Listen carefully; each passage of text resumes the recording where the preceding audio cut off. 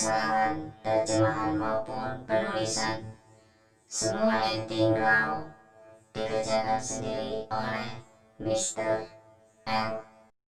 Terima kasih buat yang memuji suara Mumun, yang katanya lebih baik dari Mimin. Yang sabar ya Mimin, semoga dengan sabar penontonnya banyak dan bisa ganti handphone kentangnya menjadi handphone gaming. Amin. Lanjut, Mumun akan bacain light novel Apoteosis Chapter 1375 dengan judul Dipermalukan si Yukin. Ketika Luo Zeng turun, itu adalah bintik matahari. Suanyuan Chen Feng turun seketika ada yang berbeda. Sekarang di papan tulis, itu adalah langkah yang luar biasa. Setelah bidak putih turun, itu benar-benar terhubung, membentuk mata yang besar dan bersemangat. Naga, yang sebelumnya dihancurkan oleh bintik matahari sekarang di sana. Kata Mimin, naga yang dimaksud di sini, mungkin Hua Tianming. Lanjut bos. Dan Suanyuan Chen Feng adalah lawan akhir. Ini adalah awal yang fantastis. Tampaknya seperti pertempuran. Kamu ditakdirkan untuk kalah. Suanyuan Chen Feng menyeringai. Dan kamu lihatlah ke sana. Dia berkata bahwa dia mengulurkan tangan dan bahkan membuat beberapa bagian. Ini semua karena si Qin Qin atau si Yukin sebelumnya. Arah momentumnya adalah aku. Lalu, ekspresi wajah Luo Zeng, Suanyuan Chen Feng terlihat sentuhan sombong. Hidupku adalah arah langit. Aku tidak tahu apakah kau memahaminya.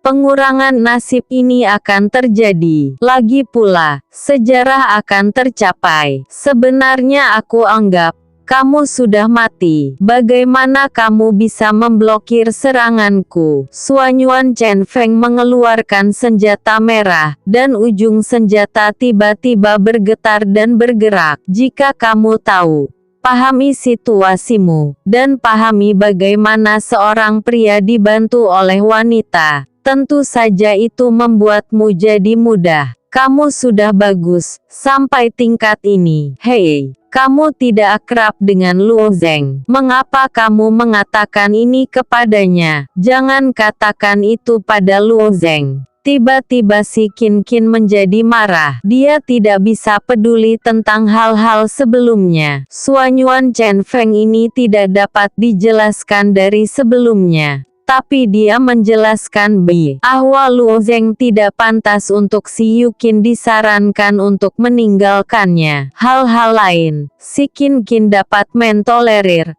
Tapi ini adalah hal yang paling menjengkelkan baginya. Saat ini tidak sopan. Tapi dikatakan, kamu adalah dirimu sendiri. Napa kamu mengatur orang lain? Dan kamu siapa? Mencampuri urusanku. Ini adalah urusanku dan ini soal perasaan. Sebagai seorang wanita, aku lebih baik memilih pria yang mulutnya tidak merusak orang lain sepertimu. Mulut si Qin Qin tidak memiliki rasa malu ini. Namun, di bawah mundurnya si Qin, sekelompok guru dan saudari menyadari keputusannya. Serangkaian kata-kata ini terlempar keluar, dan prajurit yang tak terhitung jumlahnya di dunia besar tiba-tiba tertawa terbahak-bahak. Di mata Suanyuan Chen Feng, seorang wanita cantik tak terhitung jumlahnya. Tapi dia memilih si Qin Qin. Wajahnya cantik kemerahan dan putih.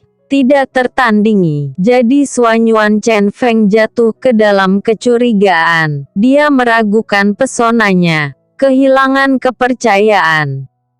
Jantung seni bela diri Suanyuan Chen Feng pada awalnya didukung oleh kepercayaan diri yang mutlak. Dia percaya bahwa dia ingin memilikinya dan dia dapat membuat kesuksesan. Tidak ada hal seperti itu di dunia yang tidak bisa dia lakukan dengan kerja keras. Adapun kata-kata si Qin Qin, suasana hati Suanyuan Chen Feng bahkan lebih kuat daripada Luo Zeng dan Hua Tianming. Dan kekuatan yang pecah menerpa dia. Ini Tapi itu hanyalah takdir. Aku mengatakan yang sebenarnya. Suanyuan Chen Feng kehilangan kesabaran untuk pertama kalinya. Tepat di depan seorang wanita, si Qin Qin mencibir, sejujurnya, kita juga harus tahu kapan memberitahukan. Selain itu, tentang nasib ini hanya ramalan. Lagi pula, itu tidak pernah terjadi. Kamu berikan referensi dan itu dari kamu. Untuk kamu, kamu malah tampak bodoh. Suanyuan Chen Feng tidak berbicara. Dia tidak memiliki kata-kata untuk membantah. Hanya melihat si Qin Qin yang sedikit bersemangat. Dia tidak tahu bagaimana menjawabnya. Setelah melihat Suanyuan Chen Feng diam, si Qin Qin hanya mendengus, dan menoleh Luo Zeng dengan wajah tersenyum. Luo Zeng, semangat! Dia telah berteriak untuk Luo Zeng sebelumnya. Tapi pada saat ini manis seperti memanggil suaminya. Ining Yudi di tanah suci Yuking. Hanya mendengar tapi tidak bisa membantu. Dia hanya mengagumi si Qin Qin dan dapat memikul bahu dengan Luo Zeng. Bibir lembut Ining Yudi menggigit lembut. Dan ada juga semacam keengganan muncul dari wajahnya. Luo Zeng tersenyum tipis ke si Qin Qin lalu mengangguk. Dia mengangkat pedang yang patah di tangannya. Pedang ini membutuhkan kekuatan kembali ke pedang soliter. Namun, Luo Zeng merasakan ada hembusan angin yang kuat. Itu seperti batu besar yang datang kepadanya. Ini adalah tekanan Suanyuan Chen Feng secara langsung. Dia kesal karena si Qin Qin. Suanyuan ini di atas kecepatan, dan lebih lambat dari Hua Tianming. Dia melompat, senjata panjang di tangannya menusuk.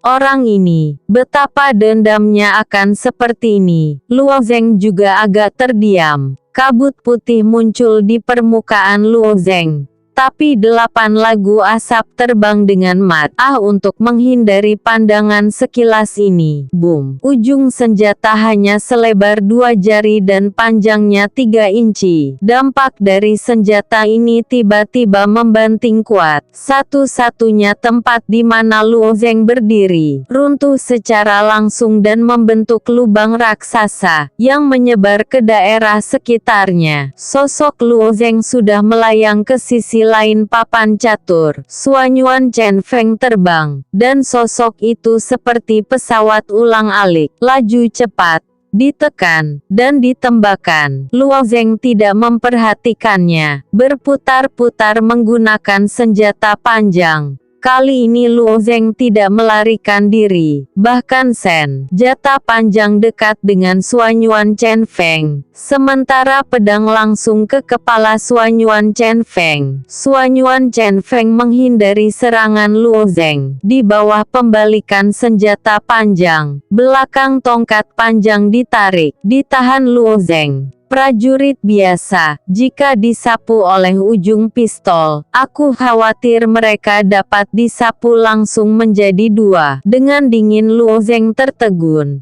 Kekuatan besar pecah di tangannya. Dia tidak memilih untuk menghindari. Suanyuan Chen Feng ini, seperti orang gila, bergegas menyerang terus-menerus, dan Luo Zeng dalam pertarungan tangan kosong. Dengan suara teredam, tinju Luo Zeng yang penuh dengan kekuatan skala naga jatuh langsung di ujung senjata. Metode penembakan Suanyuan Chen Feng memang solid.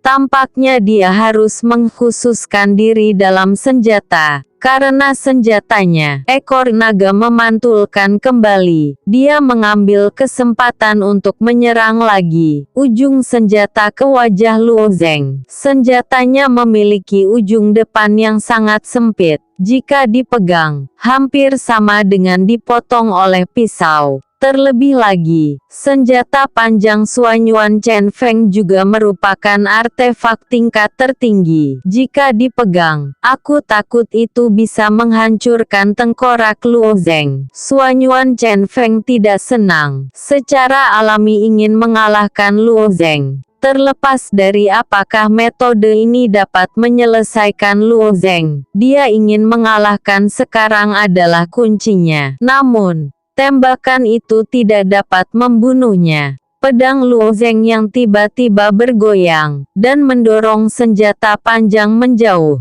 Kekuatan besar itu juga mendorong Suanyuan Chen Feng. Kemudian Luo Zeng telah menghantam wajah Suanyuan Chen Feng. Suanyuan Chen Feng ini tidak berpikir di bawah pertahanan, langsung dihantam sampai di sudut papan catur. Terjebak dalam kehampaan untuk sementara waktu. Di bawah kekuatan seperti itu, Suanyuan Chen Feng tidak terluka. Luo Zeng juga kagum. Orang ini tampaknya telah memperkuat tulang. Aku hanya tidak tahu seperti apa aturan hukum yang dia gunakan.